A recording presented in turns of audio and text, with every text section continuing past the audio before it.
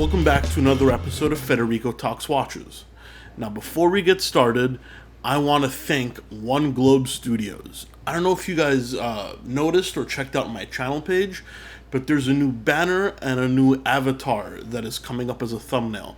And I want to thank my friend Luis and Viren at One Globe Studios for putting it together for me and taking the time out of their busy schedules to make some artwork pro bono. So thank you very much, guys, and if you guys have any marketing needs, check out oneglobestudios.com. They're solid people, and I definitely owe them. So today, what are we going to talk about? I figured today we'd talk about the Holy Trinity, which is Audemars Piguet, Vacheron Constantin, and Patek Philippe. And I'd give you my opinion on what is the Holy Trinity, what do I think about them, and more of an editorial piece of content. And of course, quick wristwatch check. I'm wearing the Panerai Luminar Marina 111. Perfect summer watch. So the Holy Trinity, AP, PP, VC, Audemars Piguet, Patek Philippe, Vacheron Constantin. It was a phrase coined a while ago, I think during the time zone and internet age, essentially meaning what everybody perceives to be, or what most people perceive to be, the top three dogs in Swiss watchmaking. And obviously it's a play on words on the Catholicism Holy Trinity. But what do I think? I mean, and I'd like to hear what you think as well, guys. So, AP, PP, and VC. So what do they have in common? First of all, they're Swiss. For any brand to be in the Holy Trinity, it should be Swiss, at least according by the rules that one finds on the internet. And it's supposed to be the top three brands. However, I don't know who came up with this. Yes, they're all great brands, but personally, my Holy Trinity would look a little different. And once again, not including any like micro brands or small independents, because they're not wholly established. However, not including those guys, my list would still look different. First off, let's talk about Patek Philippe.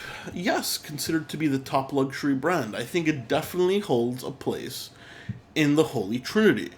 You know, they're undisputed number one right now in terms of sales, probably second to Rolex, but in their segment, definitely number one in sales, and probably the perception of exclusivity is also right up there.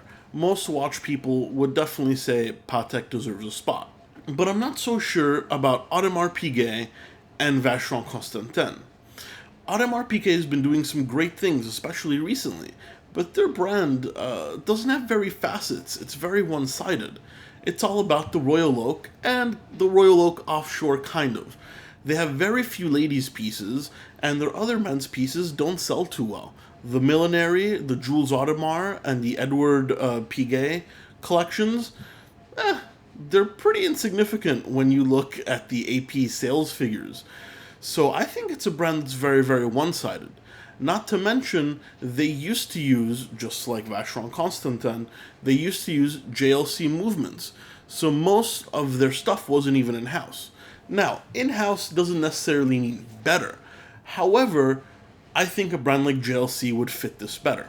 Audemars Piguet has turned much more in-house recently. They start making their own movements in I believe, the Royal Oak Offshore. That used to be a Frederic Piguet movement. Frederic Piguet is not related to Audemars Piguet, so not in-house. And a few of their movements in the Royal Oak Offshore, such as the Dual Time, and I think even the standard one, were also JLC movements. Now, this is the same with Vacheron Constantin. A lot of the VC movements were also JLC, and some movements are even Piaget. However, I find Vacheron Constantin to be a lot more well-rounded as a brand compared to Audemars Piguet. Their Patrimony collection, while not my personal taste, sells rather well, and their sports line, while not as popular as AP's, the Overseas is less popular than the Royal Oak, is still a significant portion of their sales. And their ladies' watches do really well. So as a brand, as a structured entity, I think they're a lot more well-rounded. Now, once again, a lot of their movements were JLC, which is owned by Richemont, which also owns VC, so it's in the same parent company.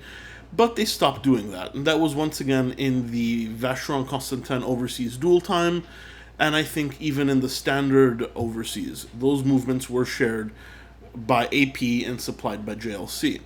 And in some of their ultra-thin lines, like the Vacheron Constantin Historique, I believe, and I could be wrong, but I do believe their movements are supplied by Piaget. So, Vacheron is making also the same trip AP is into pushing in-house. However, why are they in the Holy Trinity if they're not in-house? I mean, the Holy Trinity is all about prestige, right?